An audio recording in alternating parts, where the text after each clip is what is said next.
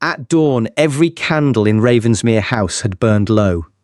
The storm had passed, but the air still trembled with the kind of silence that comes before ruin.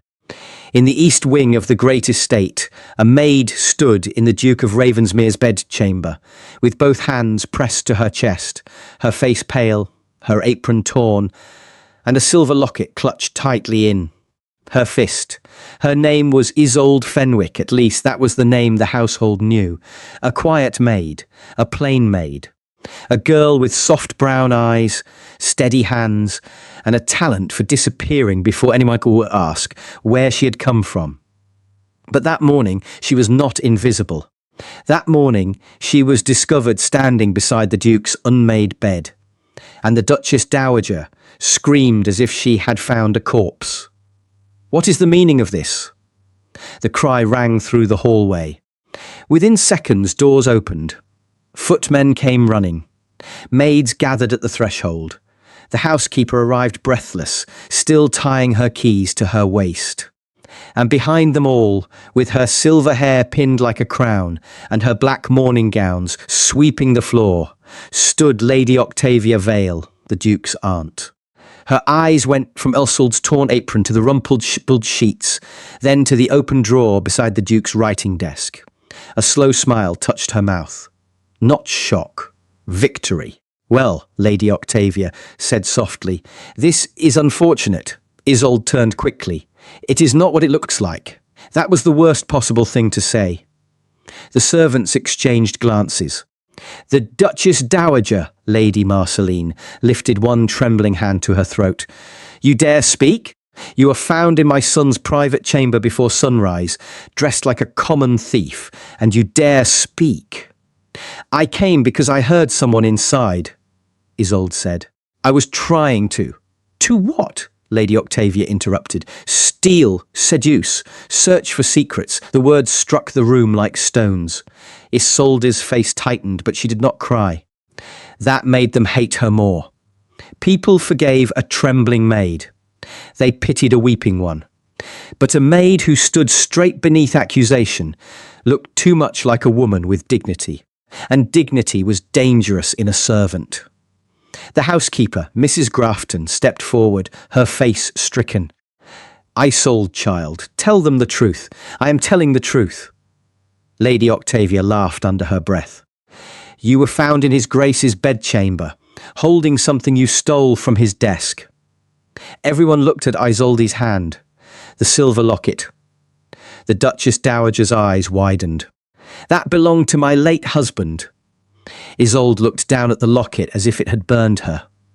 "No," she whispered. "It belonged to someone else before him." Lady Octavia's face sharpened, only for a second. But Isolde saw it. Before she could speak again, heavy footsteps sounded in the corridor. The crowd parted, and the Duke of Ravensmere entered. Dorian Vane was not a man people forgot.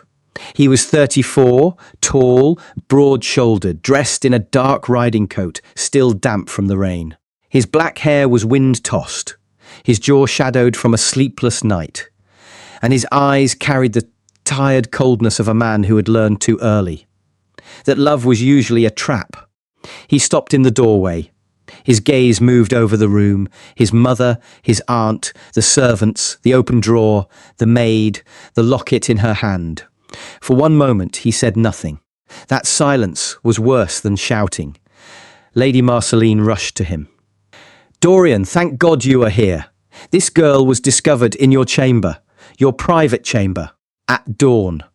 The Duke's eyes remained on Isolde. She looked back at him, trying desperately to make him understand without speaking. But how could he? He did not know her, not truly. He knew only the maid who brought fresh linen, the maid who lowered her eyes when he passed, the maid who had once corrected the placement of a book on his library table. Because, as she had quietly said, the rain will warp the page if it faces the window. He had remembered that. He did not know why. Lady Octavia stepped closer. "Dorian, this must be handled immediately. If word spreads, the scandal will poison the entire house." "The scandal?" he asked quietly. "A maid in your bedchamber," she said. "Surely you understand what people will say." The servants lowered their faces. Isolde's fingers tightened around the locket. The Duke looked at her hand. "Give it to me." Isolde hesitated. Lady Octavia smiled. "There, you see? She refuses." The Duke's voice lowered. "Miss Fenwick." The use of Miss startled the room. Isolde looked up. There was something in his eyes. Not kindness, not trust, but warning. "Give it to me," his gaze said. Not because he believed her. Because danger had entered the room, and he knew it. Slowly, Isolde handed him the locket. The Duke opened it. Inside was a miniature portrait of a young woman with gold brown hair and small birthmark beneath her left eye. His face changed.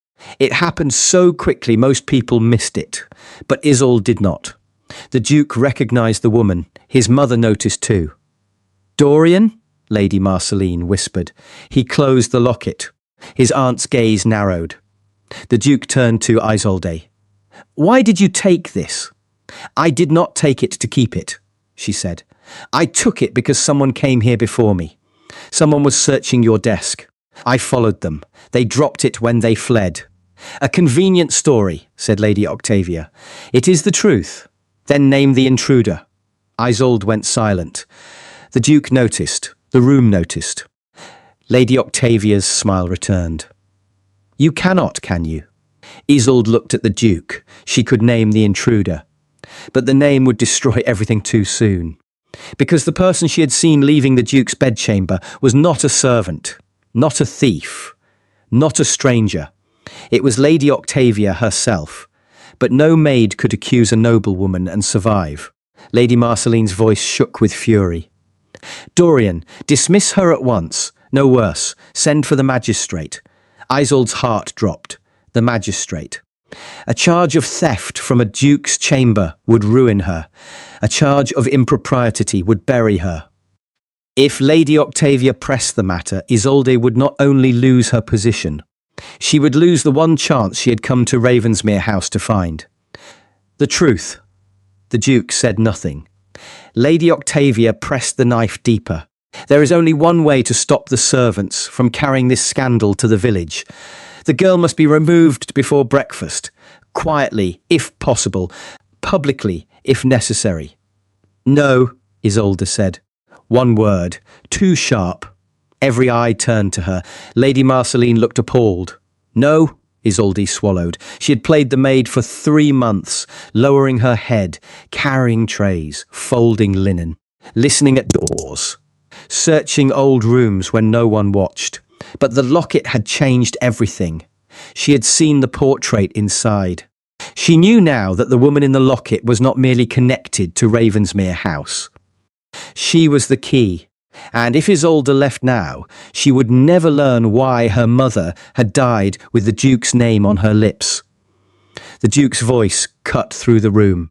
"No one sends for the magistrate." Lady Marceline turned to him. "Dorian, no one leaves this room." Lady Octavia's expression tightened. "Dorian, be sensible. The girl has compromised herself and you. Every moment she remains here increases the danger." The Duke stared at his aunt. Then he did something no one expected. He walked to Isolde's side. Not toward his mother, not toward his aunt, toward the maid. He stood beside her as if she belonged there. Gasps rose from the servants. Lady Marceline went pale. "What are you doing?" Dorian looked around the room. His expression was unreadable. Then he said the words that would set all of Ravensmere House on fire. "There will be no scandal." Lady Octavia's eyes narrowed. "And how do you intend to prevent one?" The Duke took Isolde's hand. She nearly pulled away. His grip was firm, not cruel. A command and a shield at once. He looked at every face in the room. Then he said, "She is my wife." The world stopped. A maid dropped a candlestick. "Mrs." Grafton whispered. "Merciful heaven." Lady Marceline gripped the bedpost as if the floor had vanished beneath her. Lady Octavia did not move at all. Only her eyes changed. For the first time that morning she looked afraid. Isolde stared at Dorian. Her heart hammered so violently she could barely breathe. "Wife? What was he doing?" The Duke did not look at her. He looked at the room. "You will all leave us." His mother's voice broke. "Dorian, have you gone mad?" "No, you cannot mean this. I do." Lady Octavia stepped forward. "A duke cannot simply declare a maid his wife because she was found in his chamber." Dorian's head turned slowly. "Are you questioning me in front of my servants?" That silenced her. For all her influence, for all her schemes, she was not the Duke. Not here, not in his house. His voice hardened. "Everyone out." One by one, the servants fled. Mrs. Grafton hesitated, looking at Isolde with worry, but the Duke's stare moved her too. Soon only 4 remained: Dorian, Isolde, Lady Marceline, Lady Octavia. The Duchess Dowager looked at her son with devastated confusion. "Tell me this is some strategy." "It is." The word escaped him before he could stop it. Isolde looked at him. Lady Marceline heard it too. Her face changed from horror to suspicion. Lady Octavia's voice became smooth. "Then perhaps we should all hear the strategy." "No," Dorian said. "You will leave." His aunt smiled faintly. "Careful, nephew. A secret marriage to a servant is not a small matter. People will ask questions. Parliament will ask questions. Your creditors will ask questions. The families who are preparing to offer their daughters to you will ask many questions. Let them. And when they demand proof..." Dorian looked down at Isolde. For the first time, uncertainty passed between them. Then he said, "They will have it." Isolde's breath caught. Lady Octavia's gaze sharpened. "What proof?" The Duke's answer was calm. "The marriage certificate. There was no certificate." Isolde knew it. Dorian knew it. Lady Octavia knew it too. But the Duke said it with such authority that the room bent around the lie. Lady Marceline stepped back. "My son," she whispered, "what have you done?" Dorian's jaw tightened. What should have been done long ago? That sentence changed the air. Lady Octavia heard something in it. A threat. She studied him carefully, then dipped her head. "As you wish, Your Grace." She turned to leave. But at the door, she paused. Her eyes moved to Isolde. "A wife is not made by a sentence." Then she smiled. "And a maid does not become a duchess without blood on the floor." The door closed behind her. Lady Marceline followed, trembling, leaving mother and son with a wound neither of them dared touch. At last, the chamber was silent. Dorian released Isolde's hand. She stepped back instantly. "What have you done? What did you do?" He countered. "I told the truth." "No, you hid the most important part." Her chin lifted. "And you lied before half your household." "I saved you. You trapped me. I prevented my aunt from destroying you." "Why?" The question hung between them. Dorian looked at the locket in his hand. "Because this belonged to my father." "No," Isolde said softly. "It belonged to my mother." His gaze lifted. The room seemed to tilt. "Who was your mother?" Isolde's voice barely rose above a whisper. "Her name was Serena Whitlock." Dorian went completely still. The name struck him like a blow from the past. Serena Whitlock. He had not heard it in 15 years, but he remembered. A young woman laughing in the West Garden. A voice singing behind locked doors, his father shouting, his mother weeping. Then one winter morning, Serena had vanished from Ravensmere House, and everyone had been ordered never to speak her name again. The Duke's voice changed. "How do you know that name?" Isolde's eyes shone, but she did not cry. "Because she was my mother." Dorian stared at her. "That is impossible. That is what people say when the truth is inconvenient." "My father never. Your father ruined her." The words landed hard. Dorian's face darkened. "Be careful." "I have been careful all my life." "Then continue."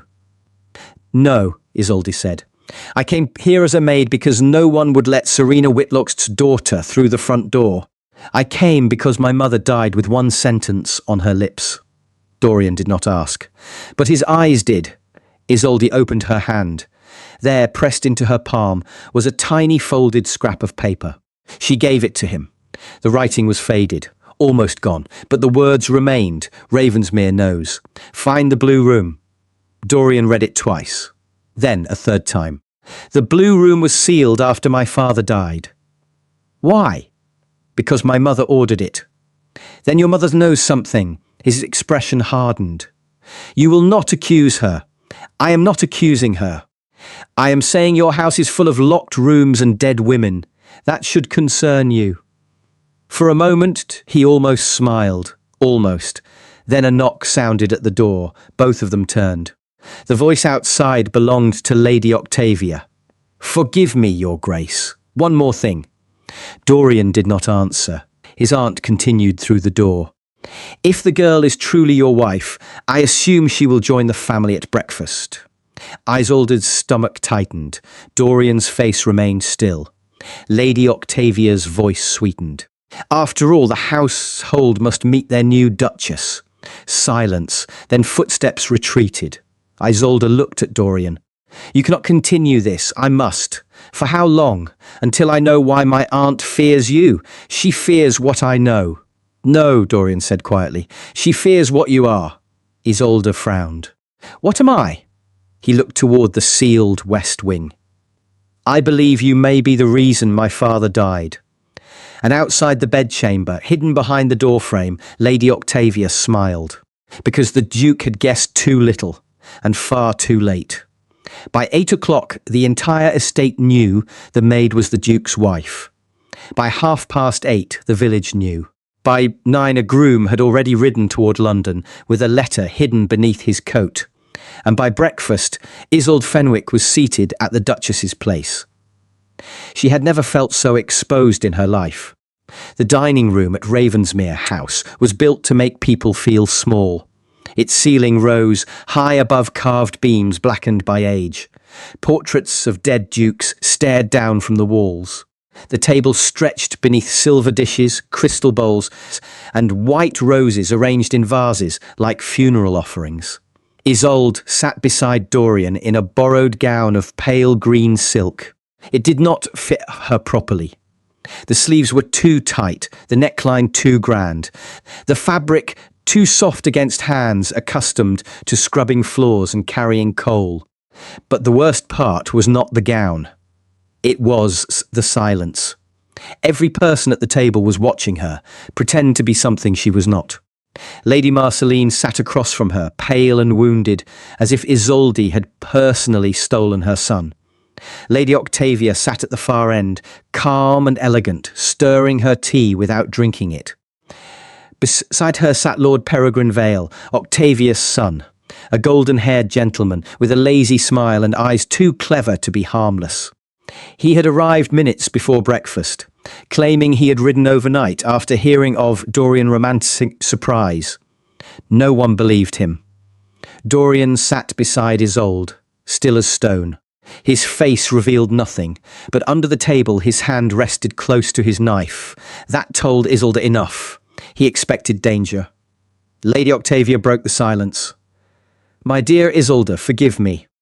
Should I call you your grace now, or are we all still pretending this is sensible? Isolde felt every eye move to her. Dorian's jaw flexed, but before he could speak, Isolde answered. Call me whatever helps you sleep, my lady. A spoon clattered. Lord Peregrine laughed. Not loudly, just enough to show interest. Lady Octavia's smile chilled. How refreshing. A duchess with kitchen wit. And an aunt with kitchen manners, Isolde replied. How comforting. I shall not feel alone. This time Lord Peregrine laughed properly. Lady Marceline looked horrified. Dorian turned his head slightly toward Isolde. She expected reprimand. Instead, she saw something strange in his eyes. Approval. Tiny. Unwanted. But there. Lady Octavia set down her spoon. You are bold for a woman whose position depends entirely on one man's lie. The room froze. Dorian's voice cut in. Careful. Lady Octavia looked at him. I am merely asking what all England will ask. Where was the wedding? Who witnessed it? Why was your wife living as a maid in your own house? Dorian reached for his tea. His hand was steady. Because I wished it. Lady Marceline flinched. Dorian, please. No, he said softly. Let us have the conversation my aunt desires. Isolde looked at him. His tone had changed. He was not defending the lie anymore. He was building a trap. Dorian turned to Lady Octavia. You want details? I want truth. No, he said. You want weakness. Lady Octavia's eyes narrowed. He continued. The wedding was private. The witnesses are not in this house. The certificate is safe. My wife entered service here under my instruction because I suspected someone within Ravensmere was stealing from me. Lord Peregrine leaned back. Now he was no longer smiling. Lady Octavia's hand tightened around her cup. Isolde kept her face still, though her pulse raced. This was new. Dorian was not only protecting her. He was using the lie to hunt the real enemy. And did your wife find the thief? Lady Octavia asked. Dorian looked at Isolde. The entire table followed his gaze. For one dangerous second, the choice was hers. She could say nothing, or she could strike. Isolde lifted her chin. She found locked doors, missing letters, and a noble woman walking where no servant was permitted. Lady Octavia's expression did not change, but Lord Peregrine's did, a flicker, small but visible. Lady Marceline looked from Isolde to Octavia. What is she talking about? Desperation, Octavia said. A girl raised low will always reach upward by clawing at her betters. Isolde stood. The chair scraped sharply against the floor. Dorian turned toward her, but did not stop her. I was raised low, Isolde said, but my mother was not. Lady Octavia went very still. There it was. The name between them, Serena Whitlock. Isolde did not say it yet. She wanted Lady Octavia to fear it first. Lady Marceline's voice trembled. Your mother? Isolde looked at her. For the first time, she saw not a cold dowager, not a noble enemy, but a woman who had spent years surviving inside a house built by men's secrets. My mother once lived here. The dowager's face changed. Not confusion, recognition. Dorian saw it. Mother. Lady Marceline looked down at her plate. Many women lived here. Not many vanished, Isolde said. The room turned colder. Lady Octavia stood abruptly. I will not sit here while this impostor poisons breakfast with servant gossip. Dorian's voice stopped her. Sit down. She turned slowly. I beg your pardon. Sit down. For a moment, aunt and nephew stared at each other. Then Lady Octavia sat. But something in her had shifted. Her patience was thinning. That made her dangerous. Dorian looked at his mother. Tell me about Serena Whitlock. Lady Marceline closed her eyes. No, the word was small. Broken. Dorian softened slightly. Mother, no, she whispered. Do not bring the dead back to this table. Isolde's voice lowered.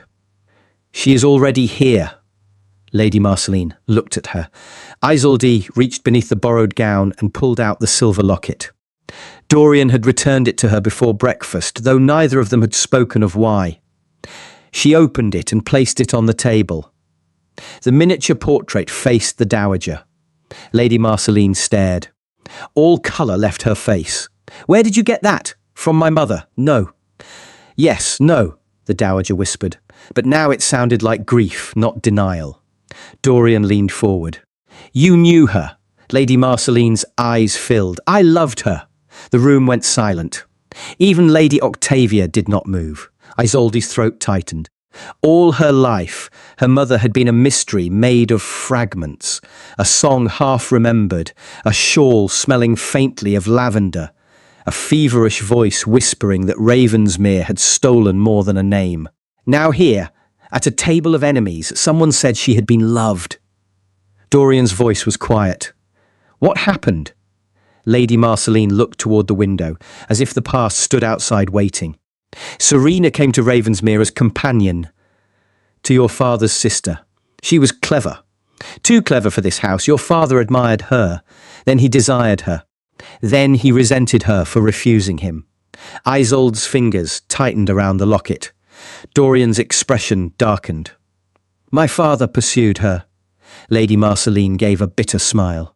Your father pursued anything that made him feel powerful. Lady Octavia's voice sliced through. Marceline. The dowager turned. No, I kept your secrets long enough. Lady Octavia went pale with anger. Dorian looked between them. My secrets? Lady Marceline's voice shook. Sarita did not vanish because of your father alone. Lady Octavia stood again. Enough! This time her voice cracked. Lord Peregrine rose too. Mother. But Octavia was staring only at Lady Marceline. You made an oath, and it destroyed us, the dowager said. Dorian slowly stood. What oath? The answer never came. A servant burst into the dining room. Your Grace, Dorian turned sharply. What is it? The blue room, sir. There is smoke coming from under the door. Isolde's heart lurched. The blue room. Her mother's last message. Ravensmere knows. Find the blue room. Dorian was already moving. Isolde followed. Lady Octavia shouted, Dorian, wait! He did not. They crossed the hall at speed. Servants scattering before them. The west corridor grew colder as they approached. The blue room stood at the end, sealed behind double doors, painted a faded shade of deep blue. Smoke curled beneath the threshold. Dorian seized the handle. Locked. Key, he demanded. The footman shook his head. No one has it, Your Grace. Dorian stepped back, then kicked the door hard enough to crack the frame again. The door burst inward. Smoke spilled out. But there was no fire. Only a small brazier near the hearth, burning papers. Isolde ran forward. Dorian grabbed a rug and smothered the flames. Together, they pulled half-burned pages from the ashes. Most were gone, but one remained readable, a page from a journal. Isolde lifted it with shaking hands. The writing was elegant. Female, I cannot remain silent. The child is not Lord Ravensmere's. The child is not shame. The child is proof. If anything happens to Sarita, the truth is hidden where Marceline will never look, beneath the angel with the broken wing. Isolde read the line again. The child. What child? She whispered. Dorian's face was grim. Lady Marceline appeared in the doorway behind them, breathless. When she saw the page, she covered her mouth.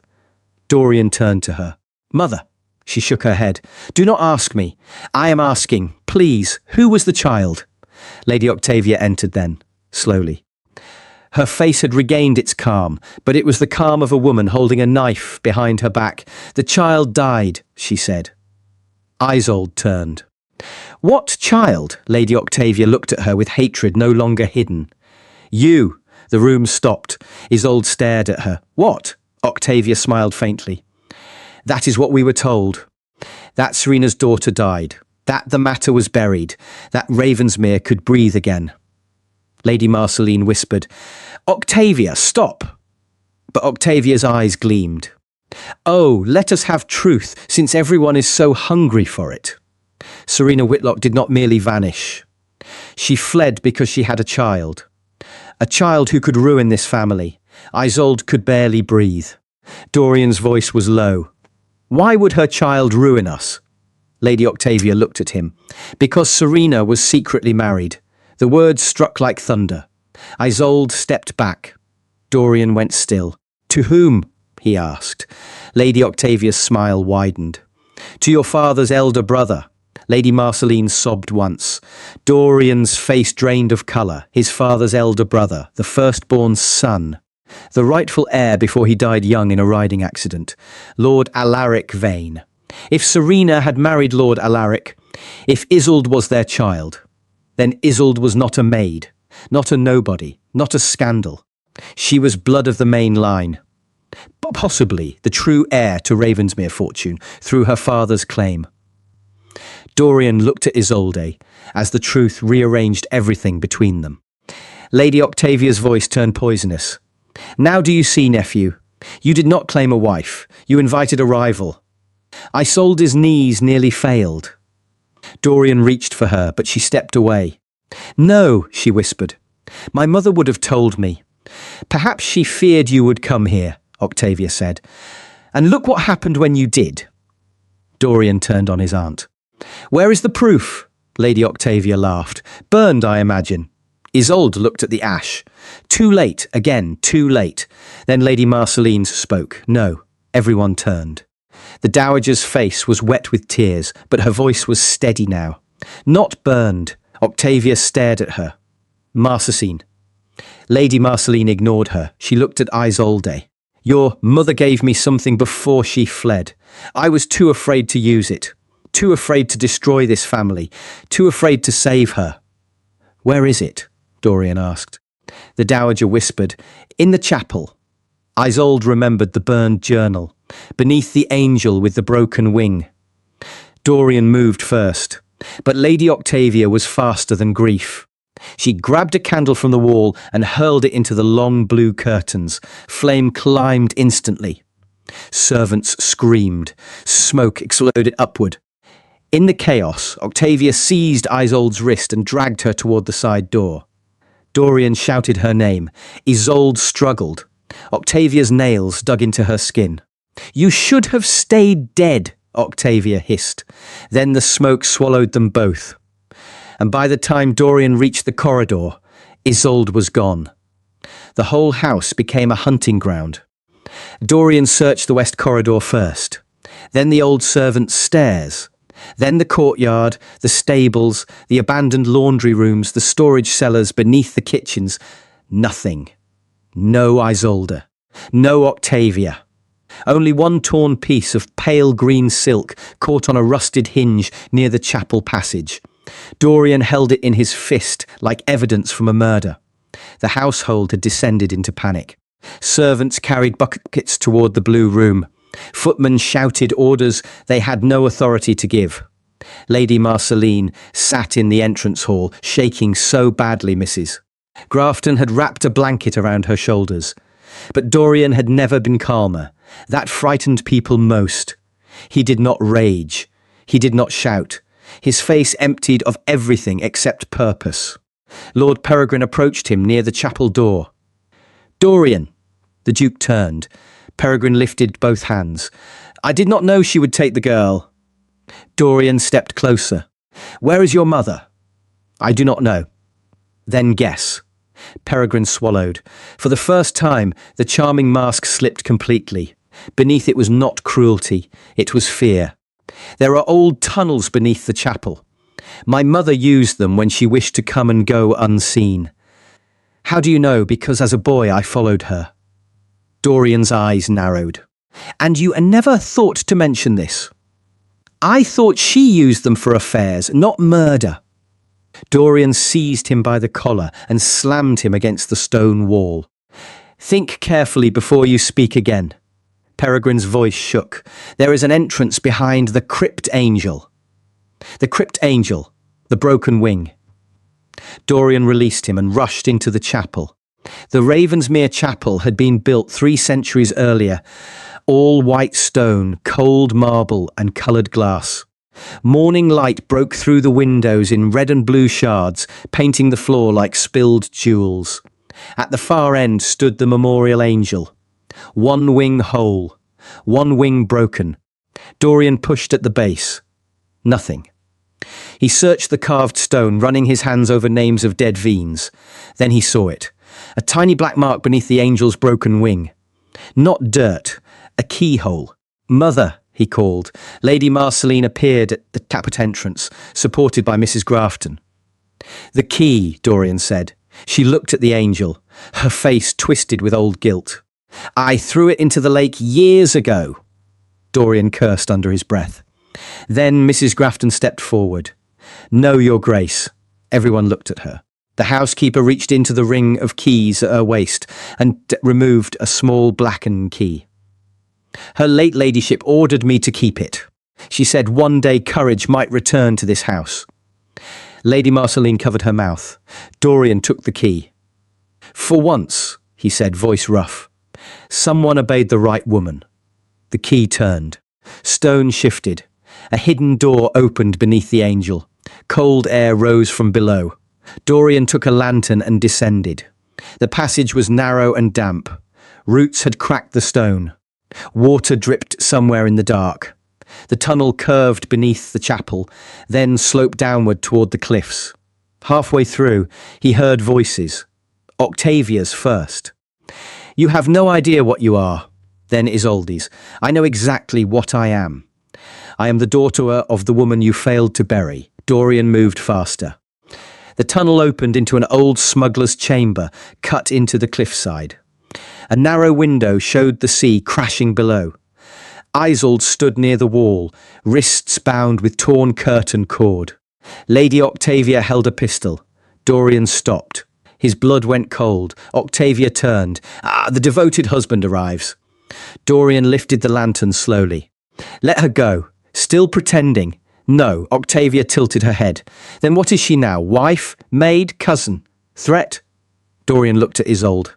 Her face was bruised from the struggle, her borrowed gown torn, her hair falling from its pins, but her eyes were fierce, alive, unbroken. He looked back at his aunt. "She is under my protection," Octavia laughed. "Protection? Your protection is a curse. Everyone you protect becomes a target." "Perhaps," Dorian said. "But everyone you fear seems to survive long enough to expose you." Her smile disappeared. Isolde spoke quickly. "Dorian, the proof is here."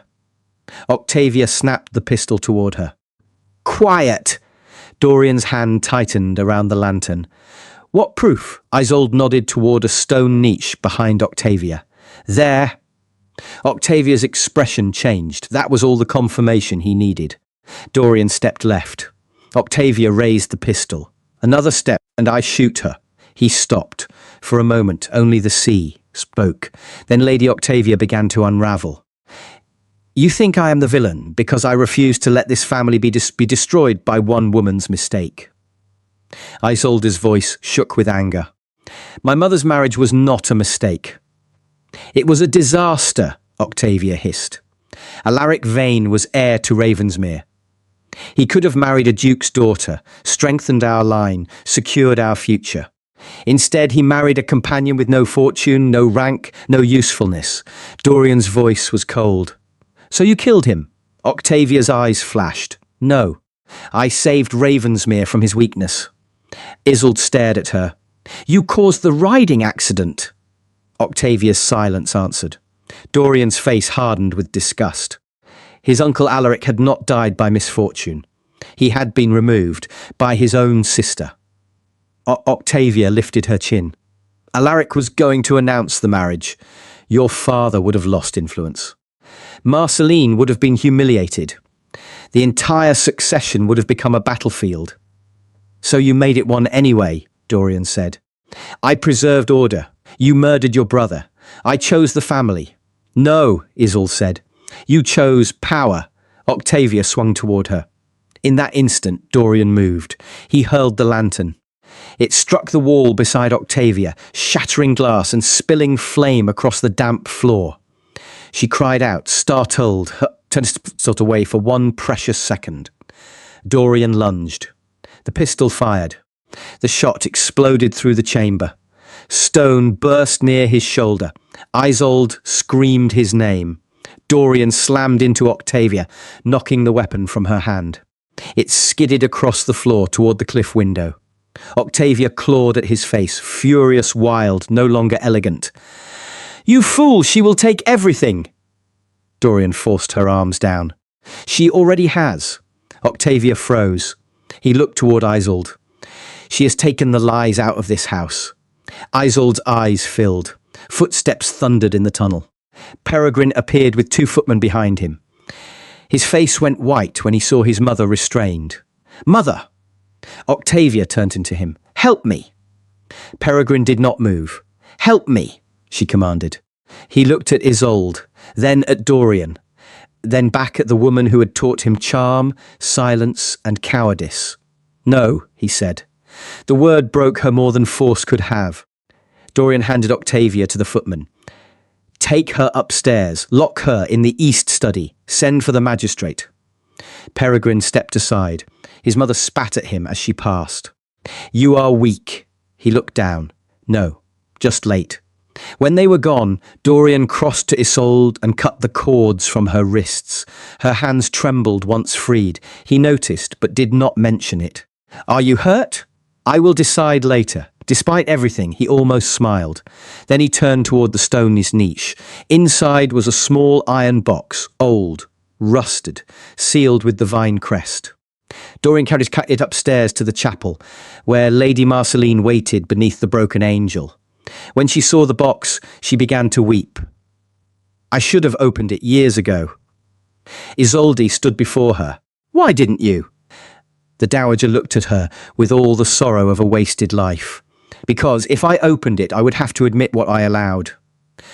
Serena came to me after Alaric died. She was carrying you. She had the marriage papers. She begged me to protect her. I promised I would." Her voice broke. "Then Octavia convinced me that protecting Ravensmere meant hiding her. I told myself I was saving you both by sending her away quietly, but I was saving myself from scandal." Isolde's anger trembled beneath her skin. "My mother died poor. I know. She died afraid. I know. She died thinking no one in this house cared." Lady Marceline bowed her head. "No apology can answer that." "No," Isolde said. "It cannot." Dorian opened the iron box. Inside lay three things: a marriage certificate between Lord Alaric Veen and Serena Whitlock, a baptism record for their daughter, Isolde de Veen, and a letter addressed to the child. Isolde's hands shook as she took it. The writing was her mother's. "My dearest Isolde, if you are reading this, then truth has outlived fear. Remember this. You were born loved, not hidden because you were shameful, but hidden because evil people feared what your existence proved. Do not let them make you small. You are not a servant of Ravensmere. You are its blood, its memory, and its reckoning." Isolde pressed the letter to her chest. For years, she had imagined the truth would give her peace. It did not.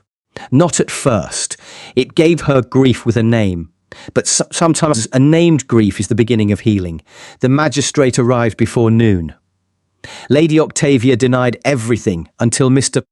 Peregrine Vale, pale but steady, gave testimony about the tunnels, the burned papers, and years of hidden instructions carried out under his mother's seal. Mrs. Grafton testified about Serena's final days at Ravensmere. Lady Marceline confessed her silence. By evening, Octavia was taken away in a closed carriage, not screaming now, only staring through the window with the bitter disbelief of a woman who had controlled every room she entered, only to be defeated by the girl she thought beneath notice. But one problem remained: the lie. The household gathered again in the great hall, this time not in scandal, in judgment. Dorian stood on the staircase, Isolde beside him. The same servants who had seen her accused now watched her in silence. Lady Marceline stood below, older than she had seemed that morning. Lord Peregrine remained near the door, uncertain whether he had any place left in the family he had helped wound. Dorian addressed them all. "This morning I told you Miss Fenwick was my wife." A murmur moved through the hall. Isolde looked straight ahead. Dorian continued. "That was not true." The words landed heavily. "I said it to prevent an innocent woman from being destroyed by a scandal as arranged to silence her." He looked at Isolde. "But a lie used for protection is still a lie." The hall quieted. "Her name is not Isolde Fenwick. She is Isolde Vane, daughter of Lord Alaric Vane and Serena Whitlock. She entered this house as a maid because this family failed her before she was born." Lady Marceline began to cry silently. Dorian's voice lowered. "From this day forward, she will be treated not as a servant, not as a scandal, not as an intruder, but as family." Isolde turned to him. There was something in his voice that surprised her. Not duty, not strategy, respect. Then Mrs. Grafton stepped forward. The old housekeeper curtsied deeply. "Welcome home, Miss Vine." One by one, the servants followed, some out of obedience, some out of shame, some with real warmth. Isolde stood still, unable to speak. She had come to Ravensmere expecting enemies. She had found them, but she had also found witnesses. And perhaps, in time, a place. That night, long after the magistrate had gone, and the household had finally fallen quiet, Isolde found Dorian in the library. He stood beside the fire, holding the false marriage announcement his aunt had already tried to send to London. He threw it into the flames. "I owe you an apology," he said. "Only one." He glanced at her. She folded her arms. "You declared me your wife in front of half the county. I was improvising. You are very bad at improvising. It saved you. It ruined me differently." He absorbed that. No defense, no arrogance, just silence. Then he said, "You are right. That surprised her more than the lie had." Dorian Vane did not look like a man accustomed to admitting fault. He turned fully toward her. "I took control of your name because others were trying to destroy it. But it was still your name, your life, your choice. I had no right." Isolde looked at him for a long moment. The firelight softened the hard lines of his face. He was not the villain she had expected, not the hero either. Something more complicated. A man raised in a house of secrets, trying to become different before it was too late. "My mother said Ravensmere knows," she said quietly. "It did." "No," Isolde said. "Houses do not know. People know. And people choose silence." Dorian nodded. "Yes, will you?" "No." She believed him. Not completely, not easily, but enough for that night. He walked to the desk and picked up a folded document. "What is that?" "A statement. For London. It corrects the lie." She took it. There, in his bold handwriting, he had written the truth plainly. "Miss Isolde Vine, wrongfully hidden from her family, has been restored to Ravensmere under my protection and acknowledgement. No wife, no scandal, no ownership, only truth." Isolde looked up. "You wrote this already?" "Yes, before knowing whether I forgave you. I do not require forgiveness to do what is right." Her expression softened. "That is the first intelligent thing you have said." His mouth twitched. "I shall try not to ruin the moment." She almost smiled. Almost. Then the clock struck midnight. Both of them looked toward the sound. So much had changed since dawn. That morning she had been a maid accused in a duke's bedchamber. By midnight she was the hidden daughter of Ravensmere, the woman a murderer had feared, the truth that survived fire, tunnels, silence, and shame. Dorian spoke quietly. "What will you do now?" Isolde looked around the library, at the books she had dusted, the portraits she had avoided, the house that had taken her mother's happiness and nearly taken her own. Then she looked back at him. "I will stay." Something like relief crossed his face. "But not as your wife," she added. His eyes warmed. "No, and not as your maid, never again." She lifted her chin. "I will stay as myself." Dorian bowed his head. "As you should." Outside, rain began again, soft against the windows. But inside Ravensmere House, the old silence had broken. And in the days that followed, society feasted on the scandal. They whispered that the Duke of Ravensmere had claimed a maid as his wife. Then they whispered that she was not a maid at all. Then they whispered that perhaps the Duke had known from the beginning. But the truth was stranger. He had not known. He had simply chosen, in one dangerous moment, to stand between a woman and the wolves. And that choice had uncovered a crime buried for 20 years. As for Isolde, she walked through Ravensmere, no longer with lowered eyes, but with the calm of a woman who had entered through the servants' door and forced the whole house to open its front gates. The blue room was restored. The angel in the chapel was repaired, though Isolde insisted the broken wing remain visible. "Why?" Dorian asked. She answered, "Because broken things can still guard the truth." Lady Marceline spent many afternoons writing letters she had been too cowardly to send years before. Peregrine left for the continent, not to escape disgrace, he claimed, but to learn who he might become without his mother's voice in his ear. And Dorian? He changed slowly, not into a softer man, but into a truer one. He listened more, commanded less. And whenever someone in society dared mention the scandalous scam the maid in his bedchamber, he would answer calmly. "You remember it, incorrectly. Then he would look toward Isolde, across the room, where she stood beneath chandeliers that once would have been denied her. She was never merely a maid, and those who were wise knew not to ask more. Because Ravensmere had already given its answer. A woman had been caught in the Duke's bedchamber. The world called it disgrace. The Duke called her his wife, but the truth called her home.